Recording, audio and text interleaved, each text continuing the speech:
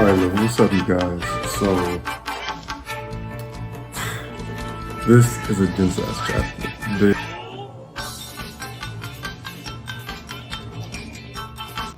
I don't even know where to start, so I'm gonna like have to get a cheat sheet because it is so dense. Like, and I was rereading the chapter, and there's just way more stuff I just wanted to dive into that I probably wasn't gonna remember off the top, even if I put down the notes. So, chapter 993, like I said, this is a very dense chapter. A lot happens here. There seems to be a lot of setup, and we're moving into the new phase of the fight.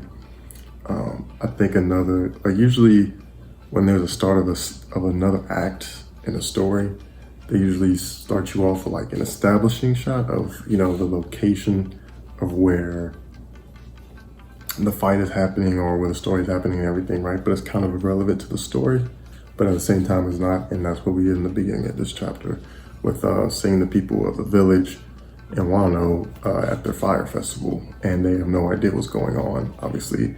And we see some of the people who've eaten the smile fruits and everything, but this is the first time we kind of see them, enjoying themselves. So it seems like the laughing is coming from a pure place instead of a forced place to what we're used to seeing.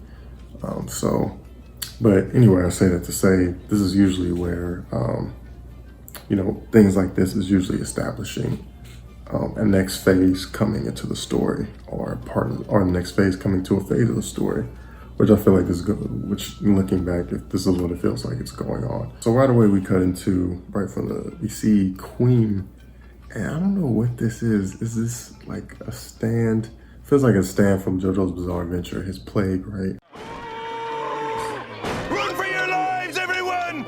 It's the appetizer!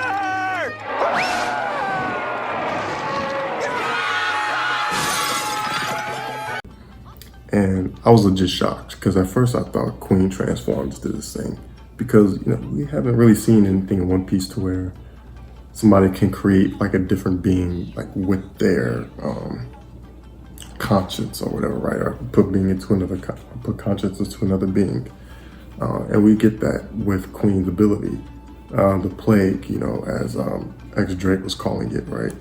And I was legit shocked, like my jaw hit the floor.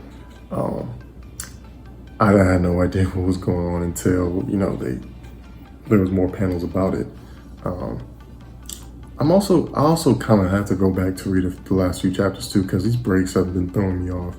I have no idea why Luffy and Drake are separated after we kind of just saw them, in the same fight. I forgot what happened. If you remember what happened with that, tell me. Because I do remember Queen was saying he was going to release on Drake, but it seems like Drake is farther away too, because he's getting all these other people, and I remember their face to face. Maybe I'm wrong, maybe I'm remembering something correctly, but let me know. Yeah, so Chopper, Robin, Nami, they're basically irrelevant this chapter, even Zoro, which is kind of fine for Zoro because he's had a lot of his moments, and I think one of his moments is still to come. We still don't know how the Big Vampire is going to play, because there's a lot of stuff going on, right? And we even get a lot of new characters in this chapter too. And if they weren't new characters, it's basically characters we met before that are now getting like more fleshed out. So his thing is the plague, and then he has another creation called the Ice Demon. So maybe the plague is one of his creations, maybe it's, I don't know. But once again, if this is something I completely missed in the last chapters, I forgot, let me know, because I'm lost when it comes to some of these things. So yeah, then we see Luffy and Sanji in the first floor of the basement, and they get into a little bickering about who should fight who and who should like save the most energy and stuff, which I thought was kind of, nice. At first, I didn't know how to feel about it, like for a split second, but then I noticed I kind of felt like it was needed, and then, it was this Zoro and Sanji dynamic, but with Luffy, which I thought it was more natural, because what we see in a lot of these instances with Luffy, like, because we see a lot of the Straw Hat crew like bicker with each other, in a joking way, like how family would and like how siblings would and this and that, right? But usually when it's with Luffy, it's like somebody like, let's do the obvious smart thing, right? And then Luffy will say, no, screw that, like, let's do this. And then somebody will either knock him over the head or like tackle him or be like, no, blah, blah, blah, that's not right. Everybody basically besides Robin. And this is the first time we've seen like a basically, as I can recall, like a back and forth of bickering, like that family bicker between Luffy and one of the members of the Straw Hat crew, which I enjoyed. And I feel like maybe Oda noticed that when he was writing it, and we're going to see more of that. Probably up until the end of One Piece. So maybe we'll see like him and Zoro, him and Nami, as Robin's personality continues to grow. Maybe we'll even have a moment of that. Him and Chopper, him and Usopp and everything. Right, so hopefully we see more of that. I like more of that because I know Luffy's a captain, but one of the reasons why we love Luffy, right, is because he is a great captain, but he's also plays the gray area so well of, you know, these people being his family and him looking out for his friends, especially his crew, like, as if, you know, they are his family and everything, right? And so he's very great with that gray area. So I feel like just him bickering with his crewmates and everything will kind of, you know, improve on, no, I wouldn't say improve, but add to that, like add another sprinkle of salt to it. We see Sanji knocking out the crew with his kicks and everything. It's a cool panel. Then, as I mentioned earlier, we have another member of the pirates. We have a few members of the Beast Pirates coming, and we have a headliner. His name is Briscola. All right. Another guy.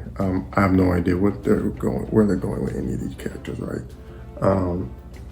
I know Oda likes playing stuff far in ahead, but this is one of those things I'm like if he pulls this off, especially if he pulls it off like tremendous, like in a tremendous way, I don't think there's any question about like, I won't say who the greatest writer is, because he spent a lot of time on one story. I don't, whether you want to take that away or add that to one of the reasons why you will feel like he's the greatest writer, not just manga writer, but just writer just of any story. But if he pulls this off, I think One Piece, it's gotta, to me, it's gonna be like the greatest story like ever heard of or told, right? Especially like 20, 30 years down the line. Like if he's able to, you got the Big Mom Pirates, you have the Beast Pirates, who we're still getting new members introduced to. And then you have all the Big Mom Pirates during like who come from the second biggest arc up until Wano. And they're all in this. Like basically almost everybody from Whole Cake Island is in this as well. Then you're introducing a whole, basically the same thing, if not bigger, of the Beast Pirates in this arc. And then you're having all of them meshed together with nine new main character allies, because Oda and Nine Samurai are all basically main characters in this arc. So we're gonna see how it goes. So leading up, speaking of the Nine Samurai, we see Shinobu save Momo. It was a quick moment, so I won't talk about it long. You know, it's great tension and everything. I feel like in the anime, I'll probably have like more time towards it. So we'll see. They'll probably put in some filler in it and everything. So we'll see how they deal with that. And they'll probably transition better to the moment after, whatever comes after that moment. Yeah, because I don't know. Do you think any of the Nine Samurai are gonna die? I don't think so. I think whatever his next step in life is after Wano, I feel like the Nine Samurai are gonna see him and they're gonna see Odin inside of him, you know, and stuff like that. Jinbei coming to talk to Luffy and Sanji, I thought was a nice touch.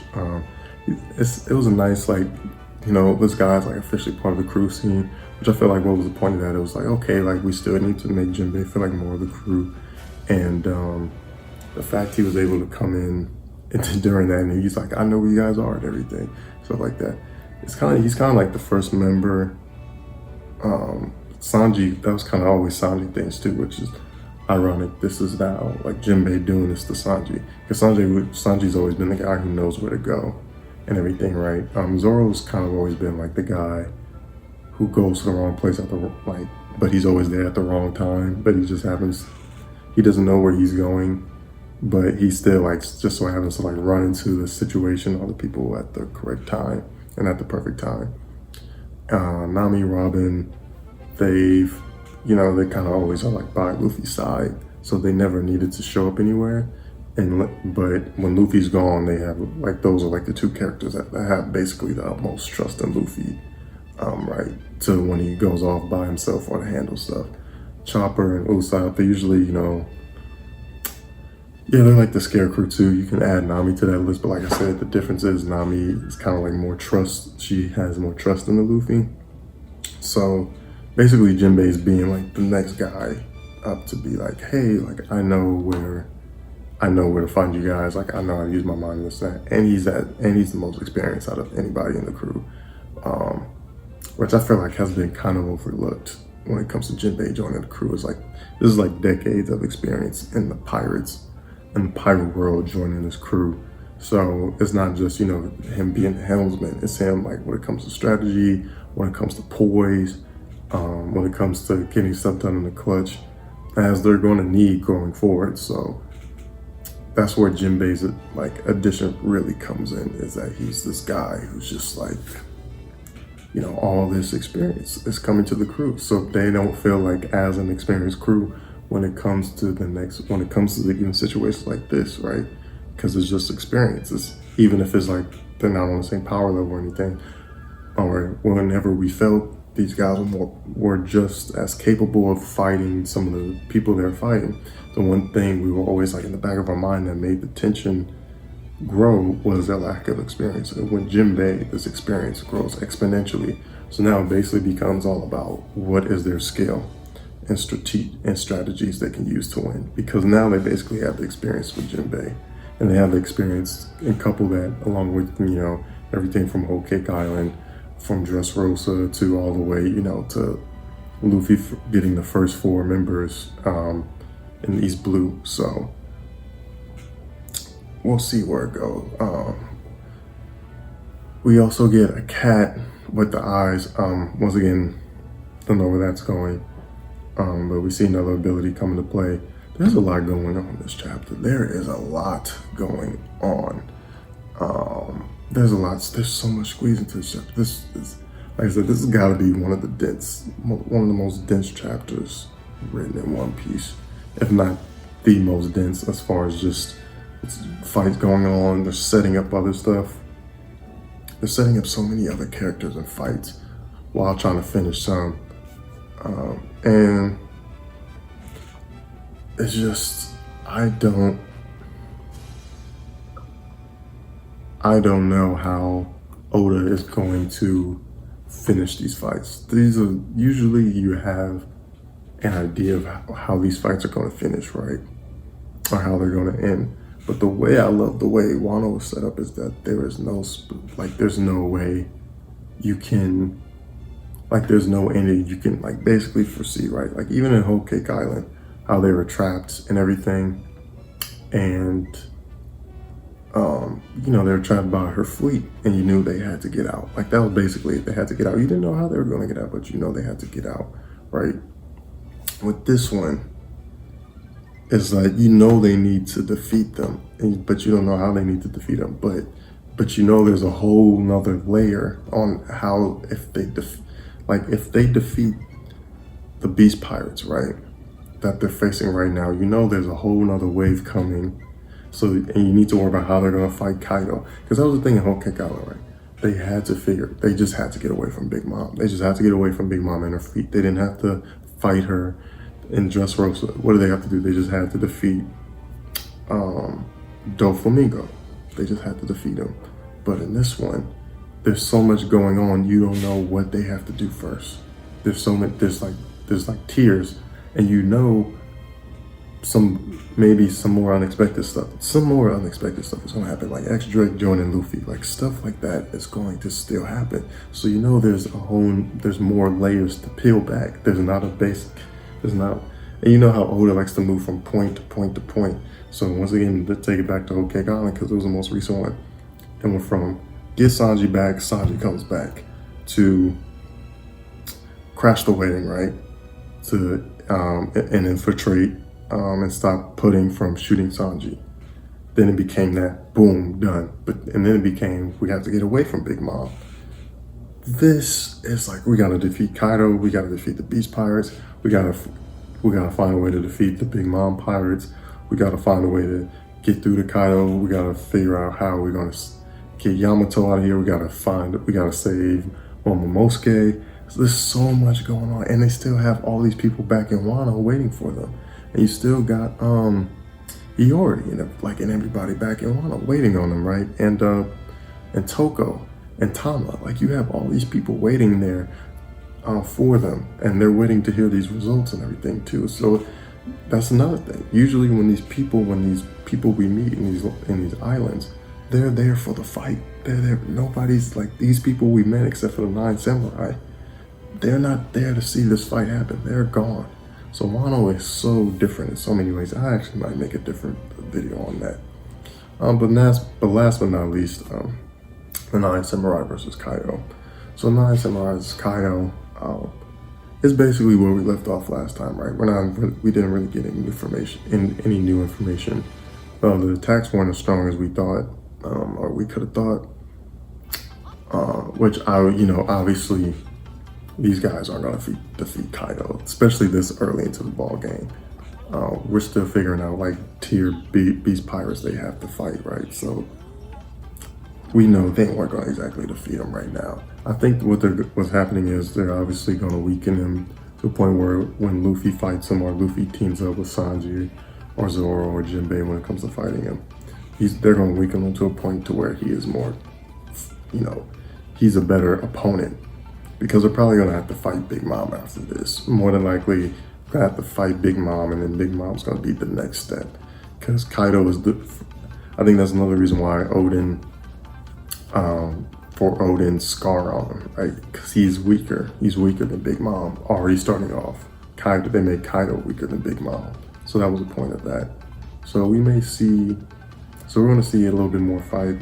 Obviously, they're probably more than likely going to get defeated till Luffy comes. It's probably going to be a few more fights with Kaido, so we'll see. Yeah, that's the chapter. I'll give this chapter. It's a little bit too much going on. I appreciate when a lot of stuff goes on. This one's a little too much going on, so I'll give it like an 8. I'll give it like an 8 out of 10. Yeah, there's a lot of setup though. We'll see what they go with these beast pirates. It is moving quick, more quick.